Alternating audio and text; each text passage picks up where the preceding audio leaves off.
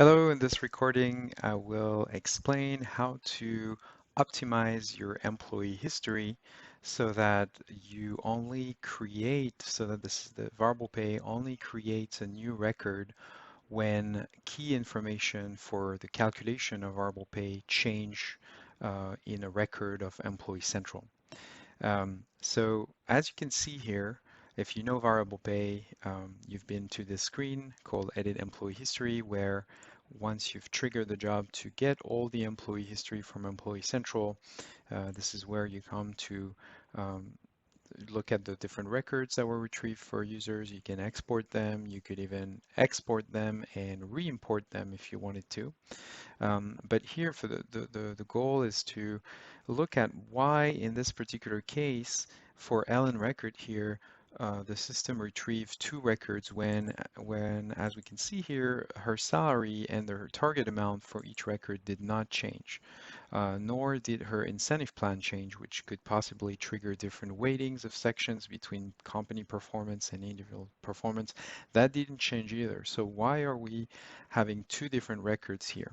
And that's a very frequent questions by um, by colleagues and whether it's from partner companies or by customers as well when you start on an implementation. So I'll show you how to fine tune this, and it's not that obvious. Um, so the problem of this is that technically there is no reason for two records being retrieved from Employee Central.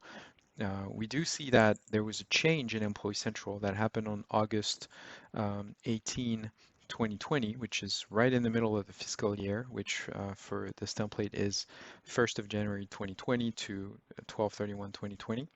But if we look at this change in Employee Central, which we're about to do, we'll see that none of the information that are key for the calculation of the bonus payout have changed. Only the position hasn't changed, the salary hasn't changed, the target bonus percent hasn't changed. So we really want to optimize this and have the system only retrieve one record instead of two and bypass this change here. So let's first take a look at Employee Central. So we're going to go to Ellen's employment information here and click on the history, job information history. And here we can see this record, August 19, 2020. It's a pure data change record, so it could be something that is uploaded by the system administrator of Employee Central. And so she's staying in the same country. She's just changing division, department, employee class, and employment type. Those information are not key at all in the calculation of the bonus in this template configuration. Yet we're getting a record created for no reason. And the problem of that extra record is that when you launch worksheets, the worksheets will reflect the number of records you have in your edit employee history. So if we look at the worksheet for James Patrick, our manager, when he opens the worksheet, he can see two records here at the bottom, the bonus plans. This is only supposed to be triggered when key information for the calculation of bonus are triggered, whether it's a change on the bonus plan or a change on the salary, but not for the change of information such as company or division. They're useful for display, but they shouldn't drive the creation of a new record. So we're going to take a look at how to fix that. So to fix that, you need to use a so first, let me go back to the template, and I will show you something that that is the reason why this topic is very confusing for a lot of consultants. The reason why it's confusing is that in the settings of variable pay, there is something called when you navigate to calculation settings at the bottom. Sorry, it's actually under. Let me find it. Under display settings. Nope. Under employee central settings. I think it is. Yes. So under employee central settings where you define your filtering rules and your main record rules, there's a setting called merge similar employee centrals records. In effect, this feature does not do what we want it to do. So even though you set it to yes, as I had it set to yes before I ran my latest employee history that gave me these two records. And as you can see, it didn't do what I wanted it to do, which was to bypass any change during the fiscal year on the value on the division field and the company field and only focus on the key data. So let's take a look at how to fix this. So you're going to go to Manage Business Configuration and locate in there your variable pay employee history background element, which you can find under employee profile here, and then background elements. And at the bottom here, this is the one that I have that's tied to my template. It's this one is the non-EC templates one. This one is the one that's integrated with EC. And I get the list of all my standard background element fields that are mapped to specific fields of Employee Central. And if I click on them, the setting that's going to help us here, that's going to save us, is when you click on detail, is a setting called merge here. Um, and another very strange thing is that here by default, merge is set to yes. And you would think, merge equal yes means um, that in case there's a different value, it's going to merge it and prevent the creation of a new record, but it does the opposite.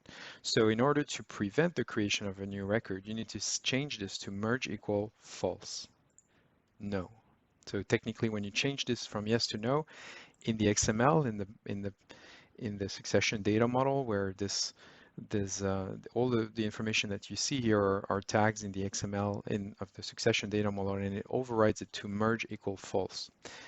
So you want to save and set all the fields that you don't want to be considered as triggered for a new record as merge equal false.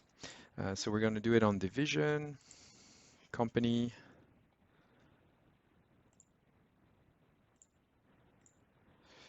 country.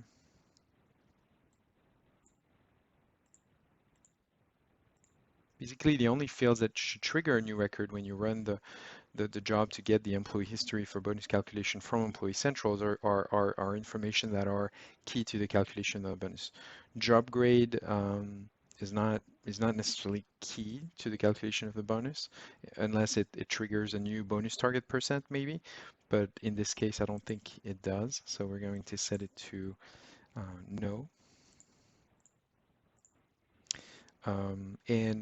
So we've got these four covered. So one thing that is important about this merge criteria is that if you set it to a few fields in here, such as start date, end date, variable pay program name, record type, it will not work, and it will do worse than that. It will make your employee history job fail. So I've tested it, and that's the outcome. So you cannot use it on these fields, record type and the three first ones. But you can use it on basis, and it's actually very useful in some cases to use it on basis. So I would also put it on basis actually here. So merge equal false on basis. Salary, no. Salary, we want a new record to be triggered when the salary changes. Um, Incentive plan, we want a new record to be triggered when the incentive plan change because it has the incentive plans or used in the configuration of my template to drive the weighting between the sections of each assignment in the calculation of the payout. So if you know variable pay, you know you can have for one specific bonus plan, you can have corporate achievement at 70% for a director, for example, and then individual contribution for that director at 30%, whereas for a normal individual contributor, the individual performance will be more around 60% of the bonus payout, and the company performance will be at 40%. So we don't want to put a merge equal false here. Neither on the local currency code. If a currency changes, then you want it to be reflected on this employee history. So all you have to do once you're done with the merge, the setting of merge to false on these fields is save. And then you want to go back to your employee history.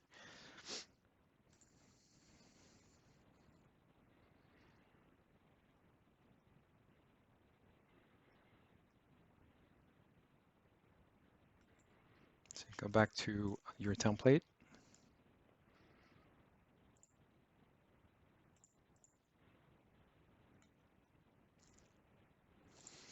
And in your template, so all you have to do now is run an employee history job. And I've set it up in a way that it runs really fast. And this is the previous recording of the blog article. So you can watch the recording in the same blog post that about filtering and making sure that your employee history job only retrieves records for specific users, which is the case here. So I'm just going to launch a new employee history job, and as you will see, it will only give me one record instead of two. And it will still calculate the bonus correctly because only the right values are retrieved. And right after this, we're going to do a test where we change the salary for Ellen record, and we will run the import employee history from Employee Central again and see that we get the right values. We get two records again. So let's see here, monitor compensation job. Our job started. It should take about a minute or 2 minutes max.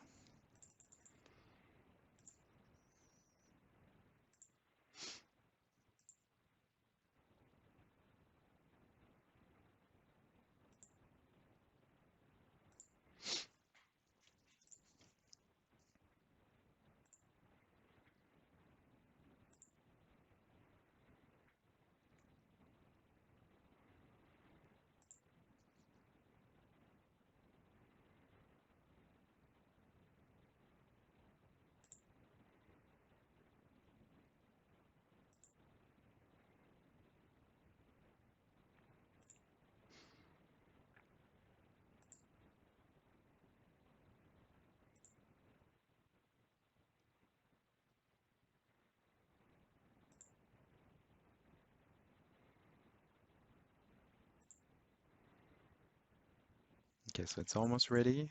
We're waiting for the main one, not the subjobs. The main one needs to be completed so that we can go and check the edit employee history for the latest update from this job.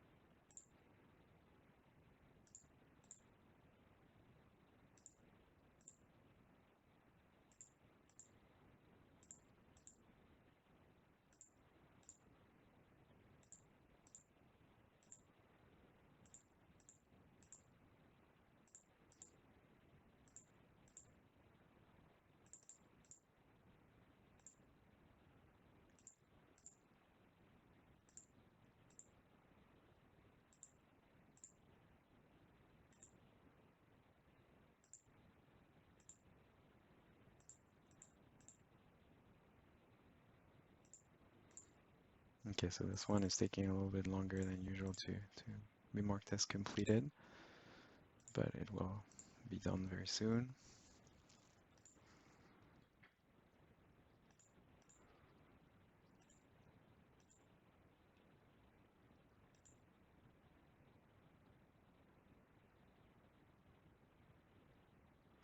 Oh, there was another subjob that was pending, which is the reason for this. So now it should be marked as completed very soon.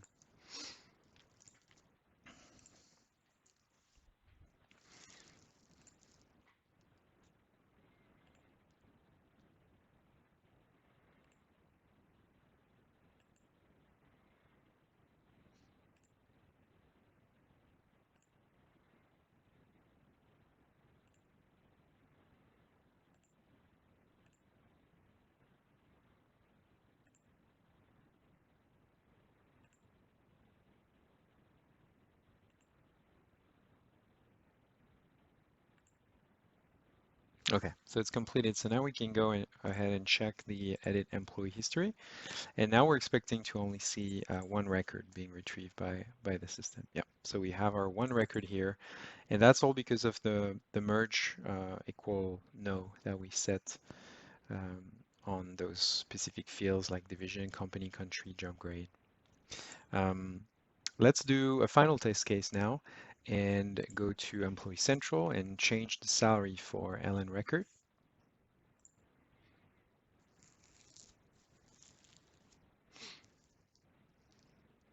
So I'm here as super admin and I go to job information and I will insert, oh, sorry, compensation information, and I will insert a new record.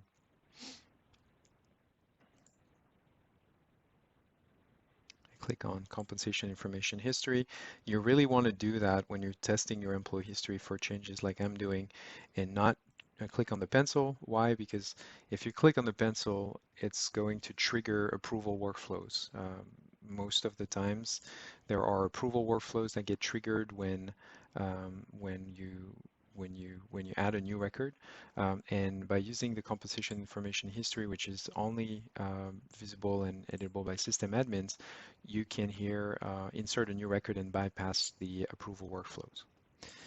So insert a new record and we'll put it during the fiscal year of our template, during the program dates of our template, which is, let's say April 1st. We're going to do an off-cycle increase, salary increase,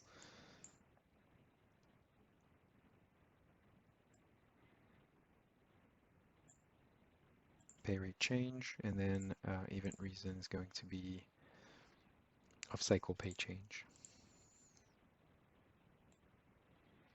And we're going to edit the base salary for Ellen to be 110,000 US dollars. Okay, and save.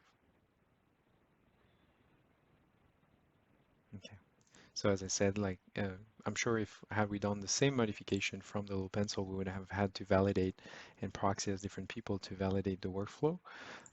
But now it's already available for us. So the last part of this recording is to now rerun the employee history and make sure that we now get 2 records, because we want to see the breakdown of the different information that is retrieved. And so we don't need to create the worksheet that is already created for James Patrick. We can just work on the re-importing the employee history here and unchecking import only change records, run bonus calculation, always these two, and process, and then wait for the job to complete.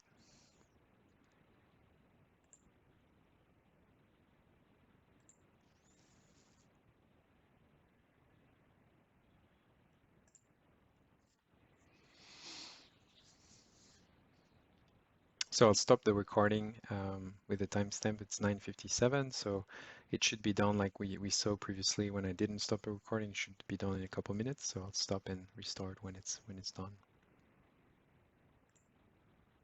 So it's 9:59 and the job just finished running. So we're going to go and now see the edit employee history. And we should have 2 records now. Yep, we have 2 records. So because the salary changed, the system, we didn't have a merge equal no on that field. The system created 2 records. And it also reflected the division that the employee had at the time of the 2 record. And it turns out that they were different. So because I believe the change on the data change that we saw initially was made, I think, in August, and so the salary changed here in April. Yeah, so it reflected the division that was there at the time, and it was in the same one. So, but what triggered the change was the salary change here. So let's finalize our testing case by saying that you don't necessarily need to relaunch a worksheet. All you need is for the run bonus calculation job to finish running this one, but it gets triggered automatically after your employee central history processor. If you have checked the last checkbox here, which you should always check, this one. So it's actually good for us to go and test now. So I will proxy as James Patrick, who's Ellen's manager.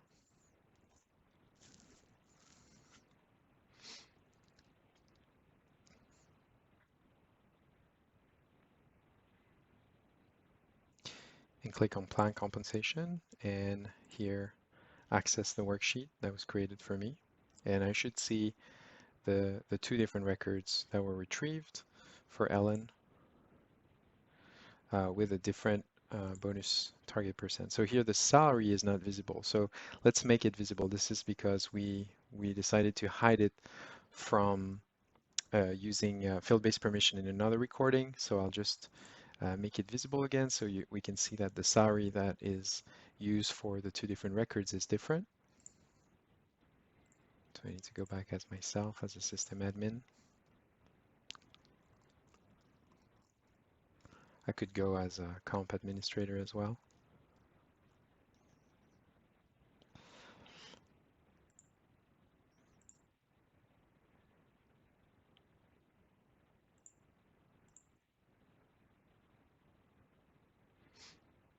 And click on Plan Setup and Design Worksheet, Column Designer.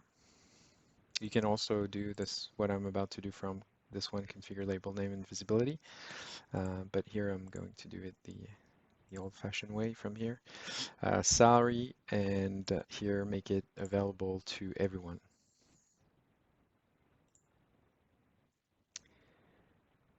And proxy again as James.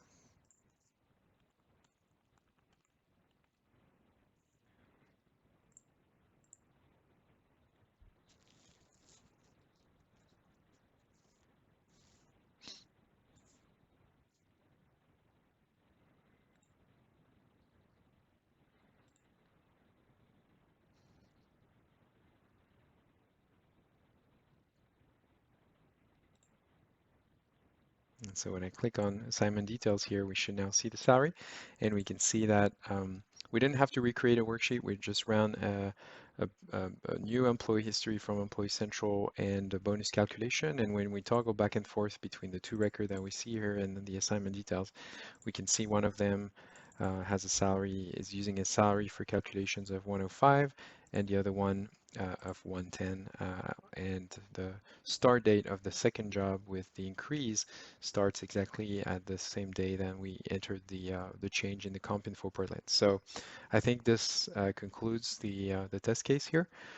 I hope you learned a lot in this recording, and don't hesitate if you have questions or comments. Thank you.